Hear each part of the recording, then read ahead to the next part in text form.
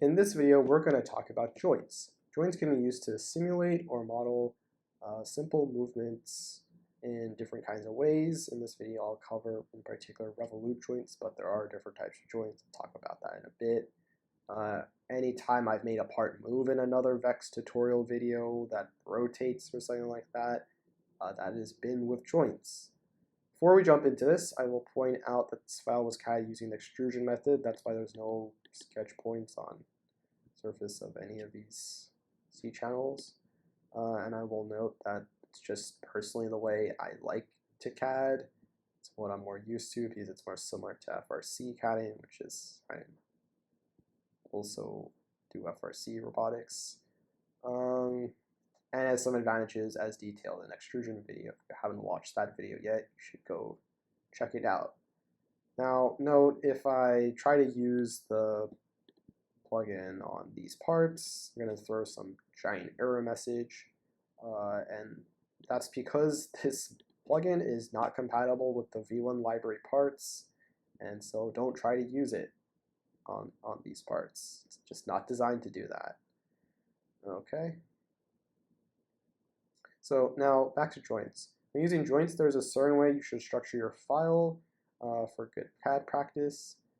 Here the files are in different components that we are going to rigid group.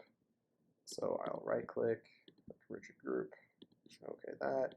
Right click, click rigid. Oh, actually, okay, this is just a single component. It's just one C channel.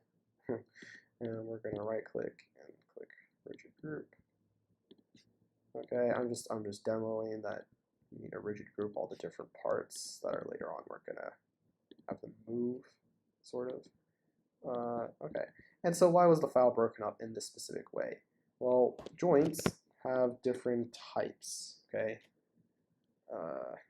like the most important one for VEX at least is the revolute joint, which allows you to create a rotation kind of motion around some axis. And so we're gonna put in 5 of these revolute joints, 4 to create this 4-bar, and 1 additional one for the gear that drives this bigger gear here, right?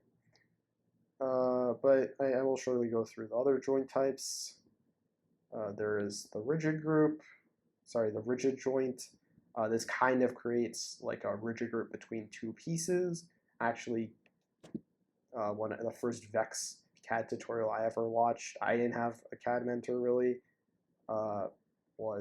taught me to use rigid joints between everything. I didn't know point-to-point existed, and this is actually a very bad CAD practice because it adds a bunch of joints into your timeline unnecessarily when point-to-point we can, like, you know, accomplish the same thing with point-to-pointing with a lot fewer steps in your timeline. So yeah, but it does exist sometimes.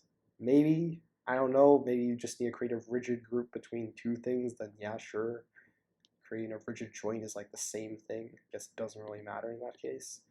We have the slider joint, which allows you to move, like, instead of rotating around an axis, you translate along an axis.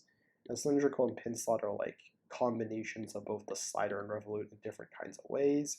Planar allows you to create a joint along a plane between 2 pieces.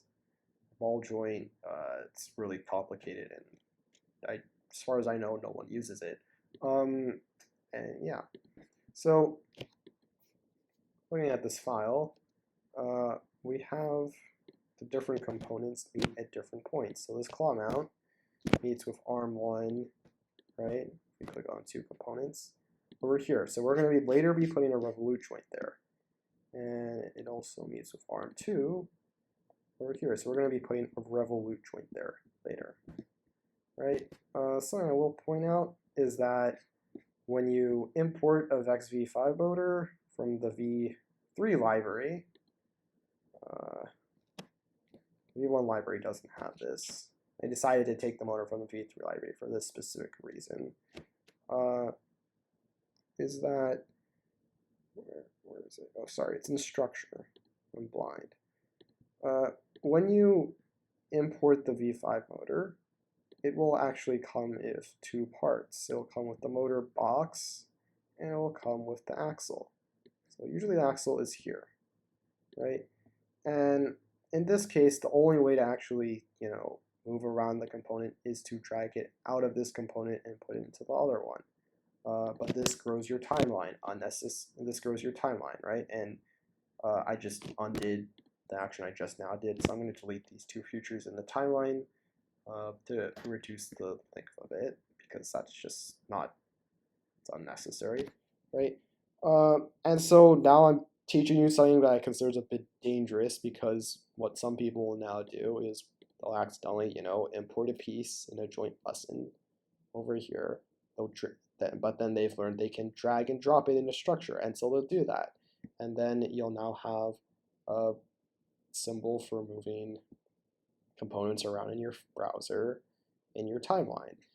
And, you do it once or twice, yeah, it's not going to make a big difference in like, loading your CAD file and like how fast it is, but you'll do it multiple times if you just CAD sloppily, and then you'll have an inefficient file. And so you want to really reduce the number of, I don't know what the symbol is called, you want to reduce the number of like these things that appear. Okay, it's cut. No, it doesn't tell me what type it is. You want to have as few of these as possible. So please, activate your component before you import it.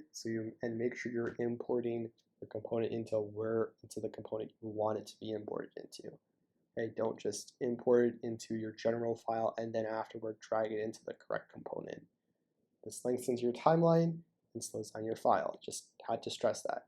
But in this case, right, you've imported your motor. It comes with these components stuck in them. There's no getting around it. And you have to drag your component out from the V5 motor, LS shaft component into gear 1, right? And another interesting thing about this V5 motor component is that it comes with a joint already between the axle and the motor box. Okay, and now that we create a rigid group between this axle and the shaft collar and the gear and everything on the axle earlier on in the video, if I now rotate the axle, and I can do this by clicking on drive joints, the gear will also turn, because when one component changes orientation or gets moved inside a rigid group, all the other components in that rigid group have to move, rotate, change orientation, whatever, in the exact same way. So it's all going to be synced up together. They're always going to be in the same position relative to each other. Okay? And so since the axle rotates, the gear also has to rotate. Okay? And so we already have one of these joints done for us. Now we're going to actually create some joints. I'm going to pull up the joint menu by clicking J and go to motion. Make sure your motion type is revolute. Okay, and you notice earlier this shaft collar is inside the arm 2 component, and this bearing flat is inside the structure component. So if I create a joint between these two, they'll be, that's where we want to create a joint. So I'll put my mouse over the shaft collar and on the edge of the circle and make sure I'm clicking on the shaft collar, and then I select this bearing, right, and I select the two circles, because that actually, it's kind of like point to point. If you click on the edge of the circle, you're actually effectively clicking the center point to line up, and we get this joint here, right? You can go to motion, you can click animate. Now it will only animate the two components. It doesn't, when you're using the joint tool, it doesn't recognize the different parts that are now rigid grouped to the shaft collar. But if afterward I click OK, and then I drive the joint, it will recognize the rigid group, and all the pieces will move together like so. Cool. All right, now we're going to create another joint. I'm going to add layers to the cake. The joint actually functions like point to point in the sense that I could choose this point and then point to point here, and it'll actually move into position. Right now, I don't want that, so I'm going to click X to fix that incorrect selection and select this part of the shaft collar instead. make it line up. Now, that's another thing. Sometimes when you point to point, it will be in the wrong orientation, and you need to click flip to flip the piece over 180 degrees, and then it'll be in the correct alignment. Okay. Different a point in the sense that it's kind of recognizing that there's two faces, and it's trying to line up those two faces. And so that might be slightly different than point to point in certain interactions, but most of the time it acts almost exactly the same, right? And so there's a revolute joint. And we can click animate, and we can see it spin, and hooray, we're good to go. Okay. So now we have another joint there. All right, now we need to create joints between this C channel and this spacer. Now you'll notice that there are no sketch points on the C channel because it was used from the V1 library, which doesn't contain any of such sketch points. So how do we go about this? Well, you can click on the edge of this square and go here. And then we align it with the spacer. Now, why am I doing it in this order? The second component you click will dictate the origin of the joint, and we need it to rotate around the center of this spacer. Right now, I can offset this to correct the misalignment, and I know this hole is 0.182 inches wide. If I take that and divide by 2, I'll get it perfectly center aligned. Well, not perfectly, but I mean to the what is that? The 10,000ths, the 100,000ths correctly? Yeah, you know what I mean, right? It's aligned by our standards perfectly. And you'll notice that the center of the joint is the center of is like where is the second location you click. Okay, so in this kind of interaction, it's important that you click on the spacer second when creating this joint. Right, and we are happy with that. So that's another thing you can do. You can offset the joint to correct certain things. In this case, we have to do that. Otherwise, there's no other way to create the joint. Okay, and just show you, the flip tool still works. You can flip over, right? The motion is still revolute, and we can animate this if we want to. Cool. I'm going to click OK.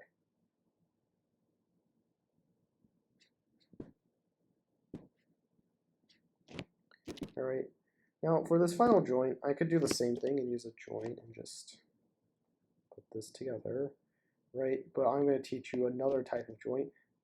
Generally, you should try to use the normal joint type. It will make sure you don't run into problems. But sometimes things look very nearly aligned, and like you really can't tell where you went wrong, though sometimes inexperienced CADers will not notice mistakes, so ask someone more experienced in the robotics program just to check it out, perhaps before you do this. But sometimes it's like really looks like it's aligned, but it's not. Or actually, in general, like you've already set up your file where everything is lined up properly. You can create a different type of joint called an as-built joint. Click S and I type as-built joint, just like that. Okay, I can select two components to joint, and I can select the joint type to be revolute. Okay, and I can put where I want that revolute to be, the snap point. Okay, and it works nearly the same way. Okay, and it'll still create a joint, and it just works a bit differently, that tool.